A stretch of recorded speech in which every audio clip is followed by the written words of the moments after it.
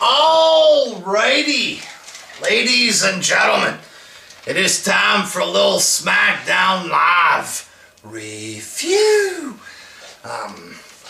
The show kicked off there with the real Mr. WrestleMania, the showstopper, the sexy boy, the real heartbreak king, John Cena. And Cena had some interesting things to say there. He said that he's going to fight the champion at the Royal Rumble. So Cena, he starts talking shit a little bit there. It seemed a little bit heelish, just a little there. He's like, oh, I can't do that. Well, I just did, because I'm John Cena, recognized. So basically, oh, you don't think I deserve to fight for the belt? Well, fuck you, I'm doing it because I'm Cena, pretty much. He said people were saying that he was quitting to go to Hollywood and that he was becoming a part-timer, stuff like this. He said that was bullshit pretty much and he's here to stay. And then again, in a little bit of a heel fashion, he said that he was sick of the new era BS, he called it, and that it's still this era pretty much there. It's the time is now era or something like that there. So talking shit about the new era, shit like this.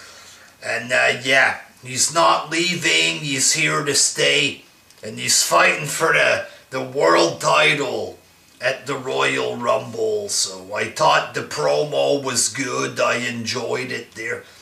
It's hard to get cheers with the Chicago crowd, you know what I mean, but the promo itself was good. And in the first match, American Alpha defeated the Wyatts, Usos, Rhino, and Slater, and they became the new Smackdown Tag Team Champions. A big upset there, defeating Randy Orton and stuff. And it was a pretty good match, a pretty damn good tag team match. I think it's a good thing that Orton, he took the pin. It was Orton and Luke Harper. They could have had Harper take the pin instead, you know, but Randy Orton took the fall with their finisher, stuff like this, so it makes them look strong. They beat a legitimate guy like Orton, blah blah blah, so it makes American Alpha look good or whatever as a team. Gives them a bit of credibility or whatever. And the match was pretty good, a pretty good tag match. It was elimination style. It ended with American Alpha beating Orton, so pretty good match. And then we had Carmella backstage with James Ellsworth. Ellsworth was talking to the announcer about how he has no chin and he's skinny, shit like this. And Carmella said that he was uniquely attractive, which was a bit funny, you know what I'm saying? So I don't know where the fuck they're going with this, if they're gonna date or if Carmella is gonna turn on him somehow there and break his heart or something. Don't know what the fuck they're doing with that, but I'm enjoying it, dog. James Ellsworth is starting to grow on me a little bit there.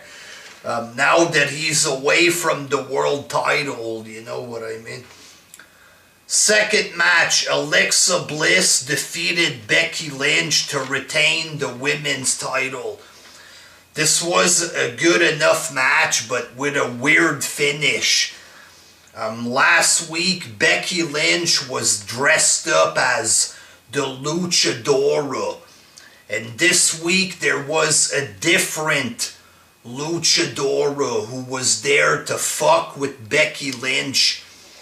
And Alexa Bliss, I guess she's double jointed or something like this.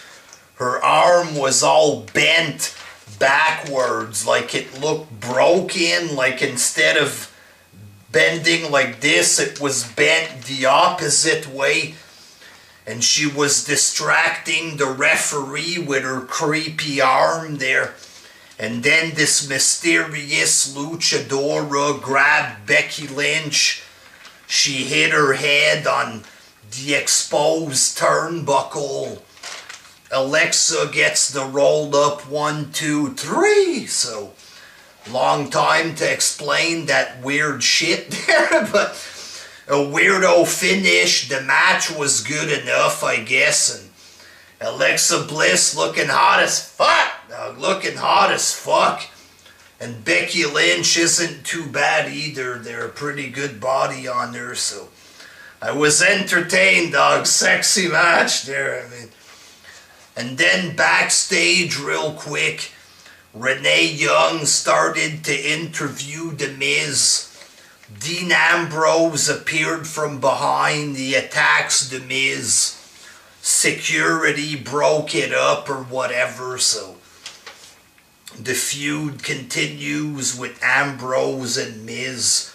And in the main event, AJ Styles defeated Ziggler and Baron Corbin to retain the title there. Match was pretty good. Some good wrestling by everybody in the match. Corbin hits his finish on Ziggler. AJ with the jumping forearm or whatever the fuck it's called there on Corbin. Then AJ pins Ziggler for the 1, 2, 3. And then Cena came out. Cena wants to shake AJ's hand. AJ puts the belt on the ground. He shakes Cena's hand or whatever. And that's how the show ended.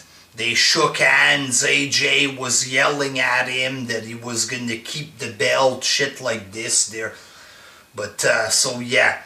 I'm sure people are going to be pissed off because Cena, Cena might want his revenge there, you know what I mean? But if Cena does beat AJ and he does win the belt at the Rumble, yes, he's going to win the belt for the 16th time or whatever the fuck there, but he might have a match against The Undertaker with the belt, so if that turns out to be the Mania match, Cena against Taker for the title, that might turn out to be really good, actually. So if Cena does win at the Rumble, I'm not going to rage about it or whatever the fuck.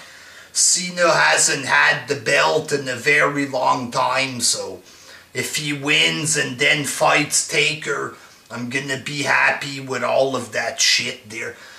Pretty good show. Damn good wrestling show. They had 3 matches, but they were long.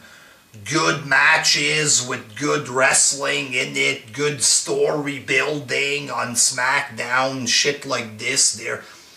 So, it looks like wrestling is back, dogs. Sometimes Raw isn't that awesome there. I've been enjoying it for the past month or whatever.